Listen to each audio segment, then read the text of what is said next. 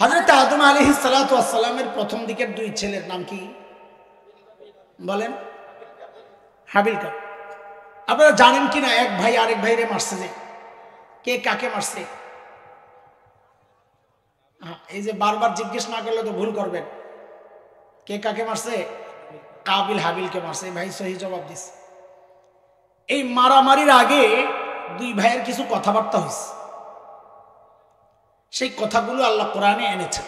সূরা মায়েদা 27-28 কয়েক আয়াতে পুরো ঘটনাটা আনছে।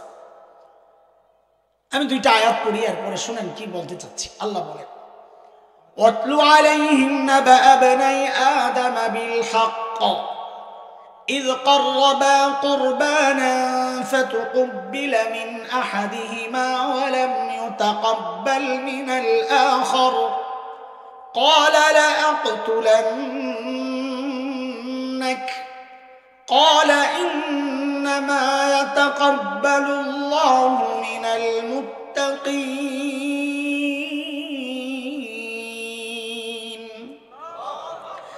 لئن بسطت إلي يدك لتقتلني ما أنا بباسط يدي إليك لأقتلك إني أخاف الله إني أخاف الله رب العالمين।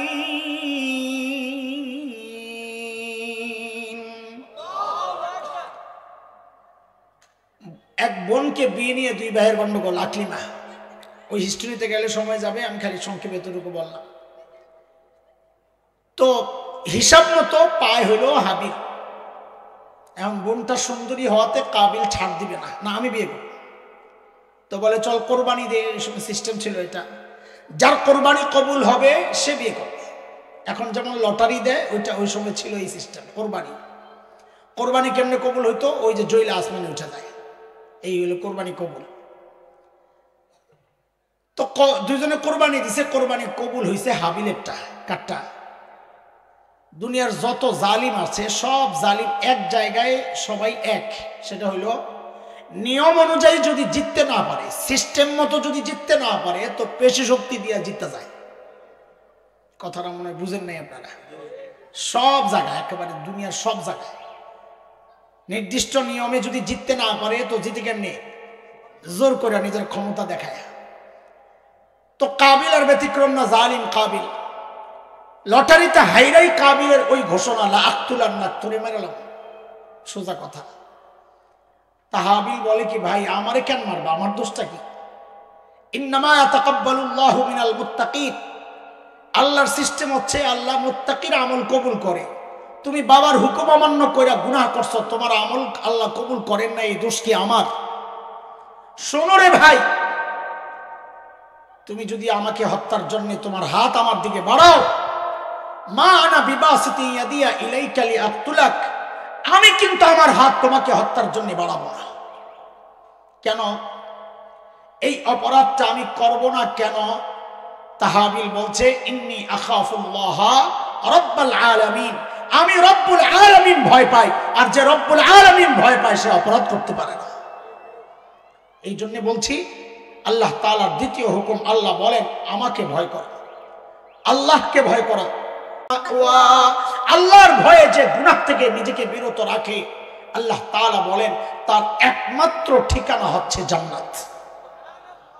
বলে দুনিয়ার লাভ অনেক, আল্লাহর ভয়ে গুনাহ ছেড়ে দেওয়ার লাভ অনেক। আমি ছোট্ট একটা আয়াত পড়ি। আল্লাহ বলেন, ওয়ালাউ আন্না আহলাল কুরা আমানু ওয়াত্তাকাউ লাফাতাহনা আলাইহিম বারাকাতিন মিনাস সামাই ওয়াল আরদ। আল্লাহ বলেন, যে মানুষ আল্লাহর ভয়ে গুনাহ ছাড়বে, ঈমান আনবে আর আল্লাহর ভয়ে গুনাহ ছাড়বে, আল্লাহকে ভয় করবে। আল্লাহ বলেন, আয়াতের সার কথা আমি শব্দে শব্দে তর্জমা করছি না, বুঝানোর জন্য এইভাবে বলছি। আল্লাহ বলেন, আমি আসমানের বরকতের দরজাগুলো তার জন্য খুলে দিব। আল্লাহর ভয়ে গুনাহ ছাড়ার লাভ আখিরাতেও, লাভ দুনিয়াতেও। অন্য আয়াতে আল্লাহ তাআলা অনেক লাভের কথা বলেছেন, ওয়া ইয়াত্তাকিল্লাহ ইয়াজআল লাহু মাখরাজা। বিপদে পড়ছো তো গুনাহ ছাড়ো, বিপদ থেকে বাঁচানোর রাস্তা আমি আল্লাহ খুলে দেব। রিজিকের সমস্যা, গুনাহ ছাড়ো, ওয়ারযুকহু মিন হাইসু লা ইয়াহতাসিব, আমি এমন জায়গা থেকে এমন পরিমাণে রিজিক দিব যার কল্পনাও তুমি করতে পারো না। আল্লাহর ভয়ে গুনাহ ছাড়া লাভ আল্লাহ। ছাড়বো কেমনি? এই ছোট্ট কথাটা বলি শেষ করবো। সামনে কি মাস আসতেছে? আচ্ছা, রমজানের উদ্দেশ্য কি আপনারা তো অনেক শুনছেন জীবনে, এই সাম্প্রতিক কালেও শুনতে পারেন। বলেন আল্লাহ রোজা কেন ফরজ করছেন? একজন আল্লাহর বান্দা নাই জবাবটা দেওয়ার। ওলামা একরাম বলেন তাইলে তো হয় পাবলিক লগে লগে কইব আল্লাহ রমজান রোজা রোজা রোজা রোজা কেন ফরজ করছেন? তোর মাধ্যম কেন খরচ করছে? তো কন জোরে চুপচাপ বলেছে। আমি বললাম একজনে কন না, মানুষ একটু তাল পাক, তাল পাইলেই তো বলা শুরু করে।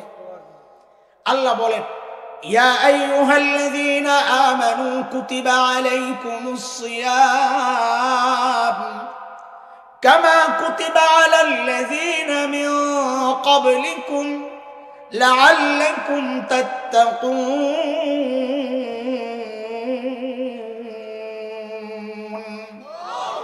আল্লাহ বলেন, ও ইমানদারেরা, তোমাদের উপর রোজাকে লিখে দেওয়া হয়েছে। ফরজ করা হয়েছে এই কথা বলা হয় না, লিখে দেওয়া হয়েছে।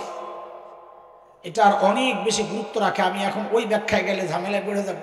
আমার কথা আরেক জায়গায়। কেন? যেন তোমরা মুত্তাকি হয়ে যাও।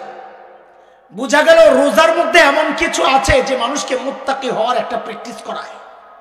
কি সেটা? কি সেটা?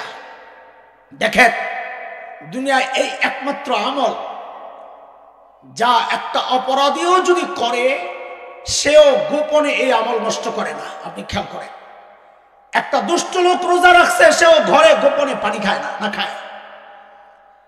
একটা চোর ডাকাত রোজা রাখছে, সেও গোপনে পানি খায় না, কিচ্ছু খায় না। কেন? কারণ রোজার মধ্যে আর কিছু থাকুক আর না থাকুক, ওই অনুভূতিটা প্রত্যেকের দিলের মধ্যে তৈরি হয় যে আমারে কেউ না দেখলেও একজন দেখতেছে। এই ডরে সে কিচ্ছু খায় না। এটাই হচ্ছে তাকওয়া। আল্লাহর অনুপস্থিতি, আল্লাহর ভয়ে, আল্লাহ দেখতেছে, দুনিয়ার কেউ নাই। আমি ছোট্ট করে অন্যভাবে আর একটু বোঝাই আপনাদেরকে। প্রত্যেকটা মানুষকে গুনাহ করতে দুইটা জিনিস উৎসাহিত করে। কয় জিনিস বলেন? এক নম্বর হচ্ছে একাকিত্ব। কি? একা হইলেই দেখবেন গুনাহ করতে মনে চায়। এই মানুষের ভাবনার বিরুদ্ধে আল্লাহ জবাব দিচ্ছেন, ওহুয়া মাআকুম আইনামা কুনতুম। তুই যেখানেই থাকস না কেন, আমি আছি, তুই একা কোথায়? দুই নাম্বার যেই জিনিসটা মানুষকে গুনাহ করতে উৎসাহিত করে সেটা হচ্ছে আমাকে কেউ দেখছে না তো। এই চিন্তাটাও মানুষকে গুনাহ করতে উৎসাহিত করে। এই ভাবনার বিরুদ্ধে আল্লাহ জবাব দিচ্ছেন, আলাম ইয়ালাম বিআন্নাল্লাহা ইয়ারা। সে জানে না আমি তাকায় আছি? দেখে না মানে? কেউ না দেখলেও আমি দেখতেছি। প্রত্যেকটা মানুষ নিজেকে গুনাহমুক্ত রাখার জন্য এটা একটা দারুণ চিকিৎসা। কি? এই অনুভূতিটা দিলের মধ্যে জাগানো যে আমাকে কে দেখতেছে। এটা তো আমরা জবাব ঠিকই দিছি, কিন্তু আপনাদের আরো সুন্দর করে যেন এই প্র্যাকটিসটা হয়, তো কোরআনের সাথে শব্দ মিলাইয়া আমি আপনাদেরকে নতুন করে শিখাই। নতুন এটা পুরান জিনিসই আমি আপনাদেরকে একটু মশ করাই। আজকে থেকে আমাদেরকে কে দেখতেছেন জিজ্ঞেস করলে বলবেন না আল্লাহ, বলবেন কি? করিম রব দেখতেছেন। বলেন আমার সাথে এবার, কে দেখতেছেন? সবাই বলেন, কে দেখতেছেন? করিম রব দেখতেছেন। এটা কেন বলতেছি? কোরআন আল কারীমের সূরা ইনফিতারের মধ্যে এই বিষয়ক যে আয়াত আসছে সেখানে এই শব্দটাই আসছে। আল্লাহ বলেন, বান্দা যখন গুনাহ করে তো আল্লাহ পেছন থেকে ডাকতে থাকেন, দেখতে থাকেন আর ডাকতে থাকেন। কি বলে? ইয়া আইয়ুহাল ইনসান মা গররাকা বিরাব্বিকাল কারীম। ওরে মানুষ, ওই কারীম রবের ব্যাপারে তোরে কে ধোঁকায় ফেলে? এই ডাক্তার যে ওজনটা কত এটা আমরা বুঝতে পারছি না। আমি একটু বুঝাইয়া দিই সংক্ষেপে, যদি একটু ওজনটা বুঝে আসে।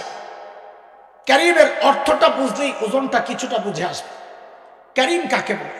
অদস্ত মনোযোগ আছে শেষ মুহূর্তে, যুবকরা কথা কও, মনোযোগ আছে তোমাদের? কারীম কাকে বলে? কারীম কাকে বলে? আরবিতে কারিম বলা হয় ওই দাতাকে যিনি না চাইতেই দেন। বলেন কাকে বলে? বলেন কাকে বলে? ভাই হাত দাও, হাত দাও। হাই আসলে হাত দিতে হয় না। তোমার ভিতরের এই বিষাক্তটা বাতাসটা সবাই কেন খাবে? এটা এটা শুধু ভদ্রতা না, এটা দিন। এটা কি দিন? হ্যাঁ, দিনের মধ্যেই ভদ্রতা, এক কথা। তো বলেন কারিম কাকে বলে? ওই দাতাকে যিনি না চাইতে। আচ্ছা এবার বুঝে শুনে জবাব দেন। এই যে আমার চোখটা চায়া পাইছিরা না চায়া, কানটা, জিভটা, আচ্ছা শরীরের একটা অঙ্গ দেখান যেটা আল্লাহর কাছ থেকে চায়া পাইছি, বলেন। আরে বলেন তাড়াতাড়ি। একটাও চায়া পাই না। যেই সত্তাই সব কিছু না চাইতে দিছেন তাকে আরবিতে কি বলে? তো আল্লাহ তাআলা, আমি আপনি যখন গুনাহ করি তো আল্লাহ ডাকতে থাকেন, এই কথা বলে, ইয়া আইয়ুহাল ইনসান মা গররাকা বিরাব্বিকাল কারীম। ও মানুষ, ওই কারীম রবের ব্যাপারে তোমারে কে ধোকায় ফেললো? ও ভাই, ওজনটা এখনো বুঝে আসে নাই, কারণ এই ডাকের মধ্যে যে কত গভীরের মায়ার দিকে ইঙ্গিত এটা আমরা বুঝতে পারছি না। এর জন্য ছোট্ট একটা উদাহরণ শুনি, তাইলে বোঝাটা আরো সহজ হবে। বলেন তো, আল্লাহ ছাড়া, রসুল ছাড়া আমাদেরকে সবচাইতে বেশি ভালোবাসেন কে? মা। জোরে বলেন, আরো জোরে। আরে মার কলিজায় কত মমতার দরদ আর ভালোবাসা, এটা মা ছাড়া দুনিয়ার কে জানবে? আমরা মায়ের স্নেহ পাইছি, কিছুটা অনুভব করি, কোরআন সুন্নাহ পড়েছি, মাসআলা পড়েছি, কিছুটা অনুভব করি, কিন্তু পুরা বুঝার মতো ক্ষমতা তো নাই। ছোট্ট একটা মাসআলা শুনেন, মা ভালোবাসা কত। কোন সন্তান যদি বাবা মার আগে মারা যায় তো মাসআলা হইল বাবা সন্তানের লাশের পেছনে পেছনে যেতে পারে, বাবা সন্তানের কবরেও নামতে পারে। বলে কেন, বাবার কলিজায় মায়া নাই? বলে আছে। বাবাও চিৎকার করে করে কাঁদবে, কিন্তু বাবাকে আল্লাহ ওই শক্তি মনোবল দিয়েছেন, বাবা সন্তানকে দাফন করে উপরে ওঠার মতো ক্ষমতা রাখে। কান্না করবে কিন্তু কাজ করতে পারে। কিন্তু কোনো মায়ের জন্য সন্তানের লাশের পেছনে যাওয়া চলবে না, কোনো মায়ের জন্য সন্তানের কবরে নামা চলবে না। কেন? দুনিয়ায় এমন কোনো মা নাই যে সন্তানকে দাফন করার জন্য পেছনে পেছনে যায়া সন্তানের কবরে নেমে সন্তানকে দাফন করে আবার সুস্থ অবস্থায় উপরে উঠবে, এমন কোনো মা দুনিয়ায় নাই। কথা ঠিক কিনা বলেন? নিজ লাশ হয়ে সন্তানের সাথে শুয়ে পড়বে। অদস্ত একটু ছোট্ট করে জিজ্ঞেস করি, এই যে মার হৃদয়ে এতটা মমতার ভালোবাসা মায়া, কারণটা কি? মা আমার চোখ বানাইছেন সেই জন্যে। জবাব দেন তাড়াতাড়ি, শেষ করুন। চোখ বানাইছেন সেই জন্যে, কান বানাইছেন সেই জন্য। মার হৃদয়ে এত মায়া মমতা আমার জিহ্বা বানাইছেন সেই জন্যে। তো কেন মা আমার কি বানাইছেন? একবারে বলেন তো কি বানাইছেন? বলেন কি বানাইছেন? কিছু বানান নাই, কিছুই বানান নাই। অল্প কয়েকদিন ভাড়াটিয়ার মতো পেটে ধারণ করেছেন, হওয়ার পরে লালন করেছেন, তাতেই মার কলিজায় এত মায়া। আহ আহ, কিচ্ছু বানান নাই। আমার মা আমার কিচ্ছু বানান নাই, তাতেই মার কলিজায় এত মায়া। হায় আল্লাহু আকবার! তাইলে যেই আল্লাহ আমার চোখ বানাইছেন ওই আল্লাহর কত মায়া, যে আল্লাহ আমার কান বানাইছেন ওই আল্লাহর কত মায়া, যে আল্লাহ আমার হাত পা বানাইছেন ওই আল্লাহ, যে আল্লাহ আমার এত এত নিয়ামত দিয়ে বাঁচায় রাখছেন ওই আল্লাহর কত মায়া। ওই মায়ার ডাকটাই মালিক দিতে থাকেন আমি আপনি যখন গুনাহ করি। কি বলে? বলে ইয়া আইয়ুহাল ইনসান মা গররাকা বিরাব্বিকাল কারীম। ওরে মানুষ, ওই কারীম রবের ব্যাপারে তোরে কেড়ে ধোকায় ফেললো। যেই চোখ দিয়া তুই গুনাহ করতেছস রে বান্দা, ওই চোখ তো তোর ওই নায়ক নায়িকা দেয় নাই, আমি কারীম রব দিছি, তোরে না চাইতেই দিছি। যে কানটা তুই গুনাহ করতেছস, আরে জালিম, ওই কান তো তোর গায়ক গায়িকা দেয় নাই, আমি কারীম রব দিছি, তাও না চাইতে দিছি। আমার দেওয়া কান দিয়া তুই আমার নাফরমানি করস রে বান্দা। কার কাছ থেকে কি পায়া তুই তোর কারীম রব ভুলে গেলি রে বান্দা? এরে দোস্ত, আল্লাহর ডাকের মধ্যে যেন এই কথাগুলাও আছে। এরে বান্দা, তোর মা বাবার সামনে তুই গুনাহ করস না, তোর শ্বশুর শাশুড়ির সামনে তুই গুনাহ করস না, তোর বাচ্চার সামনে তুই গুনাহ করস না, তোর মুরব্বির সামনে তুই গুনাহ করস না।